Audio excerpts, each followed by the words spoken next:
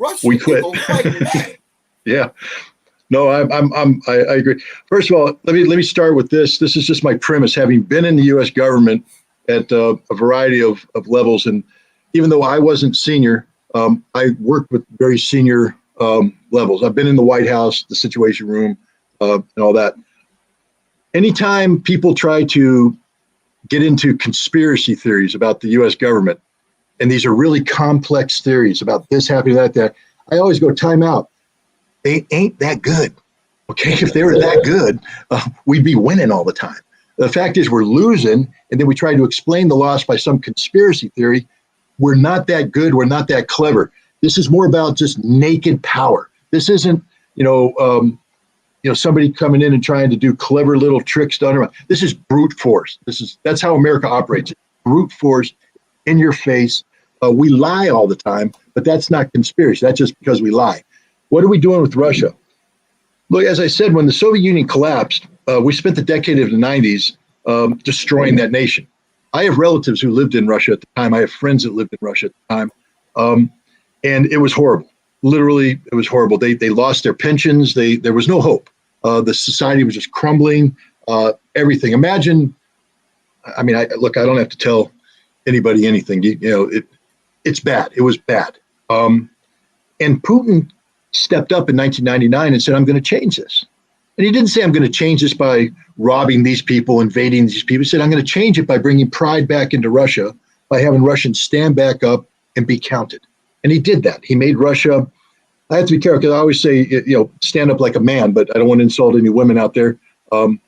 Stand up like a person, like a human, be counted as a human being. And that's what Russia was trying to do. But that's not what the United States wanted. We liked Russia being defeated. We wanted to break Russia up into its component parts. And Russia didn't want any part of that. So when you say, do we think we can beat Russia? Here's the problem. What makes us think? I mean, I'm not talking about the physiological aspect of the brain working. It's based upon, it's like a computer. It's only as good as the data that's put into it. You can only get a computer to do what a programmer tells it to do. So people are the same way. If you tell people certain things and they're programmed to believe certain things, then and those certain things they're programmed to believe aren't the truth. They're going to believe the lie. And when the Soviet Union went away, prior to the Soviet Union, I was involved with a class of people that are just fantastic. We call them foreign area officers. They're professional military officers who went to training for language. They became fluent in a language of a given place in the world. Then they went and got a graduate degree, and then they went and they did immersive training in the part of the world they're at. So you could be a foreign area officer in Latin America, you could be a foreign area officer in Europe, or you could be a Soviet foreign area officer. And these guys I worked with, the Soviet foreign area officers, were genuine experts in the Soviet Union. They knew the language, they knew the history of the culture. That doesn't mean they were buddy-buddy with them. Most of them were trying, like me, to kill them. But at least, the idea of knowing your enemy, it was based upon a deep understanding of the real history, what really makes it. Because if you can't solve a problem unless you first properly define the problem. Because if you're solving a problem that you haven't properly defined, you're not solving anything. You're just wasting time and effort. These people could define the Russian problem, and then we would seek solutions. Then the Soviet Union went away, and we stopped viewing the Soviet, because you know what makes Americans respect other cultures? Fear.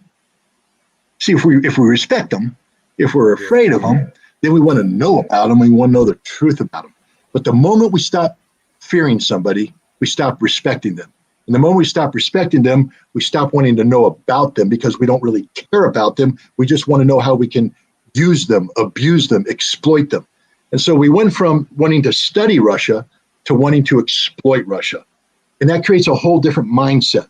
The people that came after, who went through all these education programs, were no longer focused on learning about their enemy because we feared the enemy and we had to know about them so we could defeat them. It went to, how can I best exploit these people? What are their weaknesses, their vulnerabilities that I can exploit? We didn't care about their history, their culture, anything. It was an immediate capitalist-driven, how do I get as much money out of Russia into my pockets as quick as possible? And so what used to be called a Russian expert stopped being a Russian expert.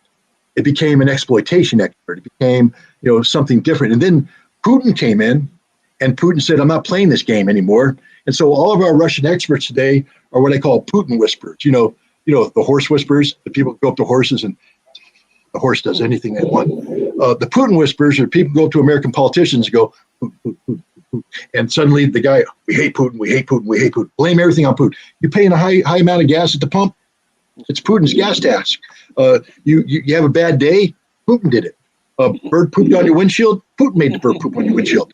Putin is responsible for everything bad in the world, and people believe it because they're programmed to believe it. Turn on mainstream TV and see what they tell you. I'm telling you that is so far removed from reality, it's not even funny. The truth is so far different. But, so if the American people empowered themselves, and then they heard the American government say, we have to confront Russia, we have to defeat Russia, most American people go, question, why?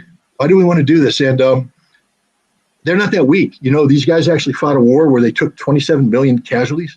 I think they know how to take a punch. And I think as Nazi Germany, they know how to punch back. I don't think we want to get in the ring with these guys. This is like me at 60 trying to get in the ring with Mike Tyson at his prime. Don't want to do it. Bad idea. Not going to happen.